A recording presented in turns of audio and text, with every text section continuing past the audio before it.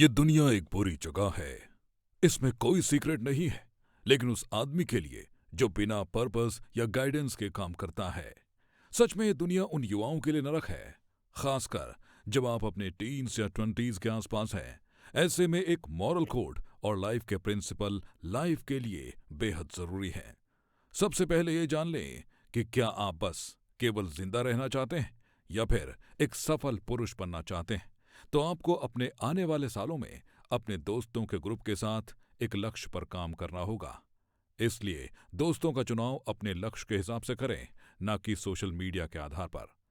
अगर कोई दोस्त आपसे आगे निकल गया है तो इनसिक्योर फील ना करें। हम सभी का अपना अपना काम करने का तरीका है। कभी भी किसी को देखकर वो चीज ना करें जो आपको पसंद नहीं। उदाहरण के लिए, जब मैं हाई स्कूल में था तो मेरे दोस्त पहले से ही कैशियर का काम कर रहे थे और शुरू से ही पैसा कमा रहे थे। लेकिन मैं शुरू से ही जानता था कि ये कुछ ऐसा है जो मैं करना नहीं चाहता था। मैं किसी ऐसे के लिए काम नहीं करना चाहता जिसे मैं नापसंद करता हूं, और पूरी जिंदगी बस यही सोचते हुए काम करूं और फिर 60 की उम्र में रिटायर हो जाऊं। इसके बदले मैं अपना समय एक बिजनेस शुरू करने में लगाऊंगा। मैं दूसरों को मुझसे काम कराने के लिए फोर्स नहीं कराऊंगा। मुझे पता है कि जो मैं कर रहा हूं वो मुझे आने वाले 3 सालों में कहीं ना कहीं पहुंचाएगा, जिसे मैं पसंद करता हूं। यह भी हो सकता है कि ऐसा करते हुए आपको अपने दोस्तों को भी छोड़ना पड़े जिनकी आपको कभी जरूरत ही नहीं थी, और ये भी कि आप उन लोगों से भी मिलेंगे जो आपको बहुत कुछ सिखाएंगे। इस दुनिया में एक अच्छे मैनर्स के साथ रहना कूल नहीं समझा जाता, क्योंकि हमें टीवी शो और फिल्मों में कूड़ा दिखाया जा रहा है। अगर आप चाहते हैं किसी भी टॉक्सिक रिलेशनशिप से बचना और खुश रहना, न केवल डेटिंग और अपने बिजनेस में भी, तो दूसरों के साथ सम्मान के साथ व्यवहार करना सीखें और उनके साथ विनम्रता से काम लें। तो एक बार फिर से एक सफल बिजनेसमैन बनने की कहानी पर वापस लौटते हैं। सेविंग्स और इन्वेस्टमेंट करना शुरू करें, सीखें। उस वक्त का इंतजार ना करें जब आपके पास खूब सारी दौलत होगी। इन्वेस्टमेंट सीखें और धीरे धीरे अपना पोर्टफोलियो बनाएं। इन सब के लिए खुद को थैंक्स बाद में करें। अपने आप को पुश करें, लेकिन एक लिमिट तक, ज्यादा नहीं।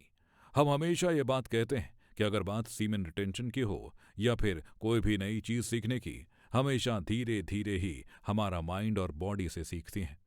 जैसे किसी जिम में आपको अपने 20s या 30s में कोई अच्छा मेंटोर मिल जाता है जो खुद को आपकी प्रोग्रेस का जिम्मेदार मानता हो, लेकिन कभी उसका श्रेय ना लेता हो। ये वो समय भी है जब लड़के ये सोचना शुरू कर देते हैं कि उनका लेडी लक सही नहीं है। लेकिन याद रखें, 20s और 30s में किसी भी पुरुष के लिए और आसान हो जाता है जब आप जल्दी काम करना शुरू कर देते हैं।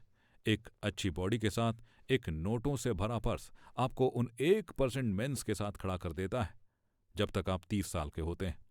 अगर अब भी आप उन लड़कों के बारे में सोचते हैं जिनकी किस्मत लड़कियों के मामले में अच्छी होती है, तो ये समझ लीजिए कि वो आगे लेजी बन जाएंगे और किसी भी पब में अपना समय अपनी चाहतों को पूरा करने में बिताने लगेंगे और अपना लक्ष्य भूल जाएंगे। ये वो समय है जब सारी नजरें आप पर होंगी। इसके लिए ज्यादा जानकारी के लिए आपको मैं रिकमेंड करूंगा कि आप mail advantage by first man YouTube channel देखें। अगर आप खुद का पैशन फॉलो करना चाहते हैं तो कुछ इंस्पिरेशनल करें, बिजी रहें, काम करते रहें, लेकिन इसे इतनी भी गंभीरता से ना लें कि आप अपनी आज़ादी को ही खो दें अपने 20s में, क्योंकि बाद में आपको अपनी आज़ादी ये बेफिक्री याद आएगी।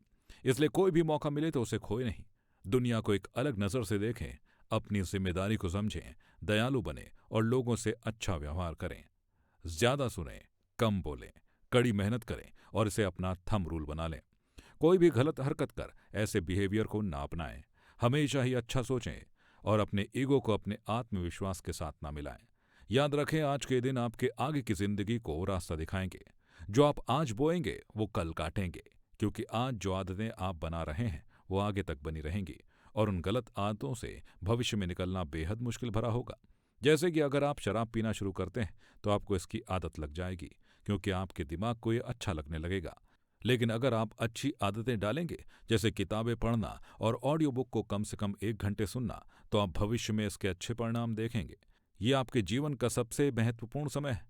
हर मुश्किल स्थिति से ना बचें, क्योंकि इनसे आपको नई चीजों को अनुभव करने का मौका मिलता है और आपको जीवन में बाद में ऐसे समय से कुछ ना सीखने पर पछतावा होगा। इसलिए अपने आसपास होने वाली हर चीज में खुद को शामिल करें। कभी पीछे ना हटें, क्योंकि आपको लगता है कि आप इसमें फंस गए हैं, लेकिन बाद में आप हैरान होंगे कि आप उन चीज़ों में कितने अच्छे हैं जिन्हें आप नापसंद करते हैं। खुद के मानसिक और शारीरिक रूप से फिट रहने पर ध्यान दें। आप यकीन नहीं करेंगे कि इससे आप कितनी परेशानियों और पैसों की बचत करेंगे, और आप ये भी जानेंगे कि इस दौरान आपके चाहने वाले आपको कितना पसंद करते हैं। कभी भी किसी चीज़ से मेंटल स्ट्रेस न लें। अपने पिता की बातों को ध्यान से सुने। ये वो समय है जब आप जिंदगी की जरूरी सीख को सीखेंगे।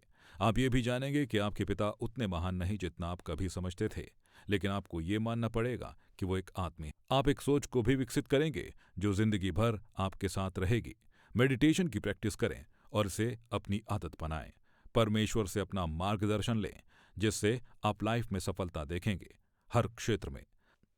आप यहाँ बहुत सारे डिस्ट्रैक्शन का सामना भी करेंगे। ऐसे लोग भी होंगे जो दुनिया को आपसे बेहतर पाने का वादा करेंगे, इसलिए धोखे से सावधान रहें और ये मान लें कि आप अपने दम पर हैं। पिछले कुछ सालों में मैंने एक बात नोटिस की है कि कैसे पुरुष अपने जुनून के लिए अपने जीवन को पूरी तरह से बर्बाद कर देते हैं। भले ही अपने जुनून को ढूंढना और उस पर काम करना अच्छा हो, लेकिन आप वास्तव में क्या चाहते हैं ये पता लगाने में आसानी से आप खो जाते हैं और फिर खुद को 28 साल की उम्र के आसपास पाते हैं और अपने आप को देखते हैं कि आपके जीवन में कोई लक्ष्य नहीं है।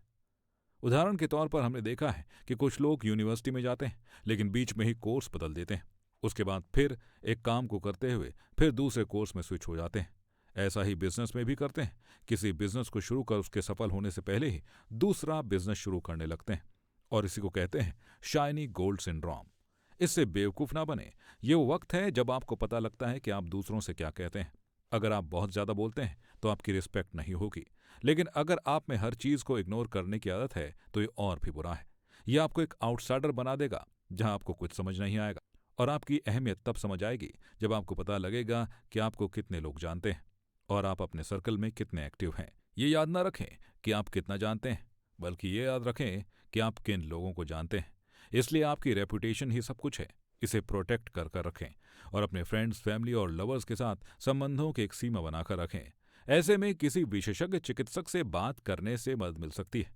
मुझे पता है कि लोगों के लिए मेंटल इलनेस एक स्टिग्मा की तरह है, लेकिन ये उतनी ही जरूरी है जितनी कि आपकी फिजिकल फिटनेस। इस उम्र में आपको इज्जत ना मिलने की भी प्रॉब्लम हो सकती है।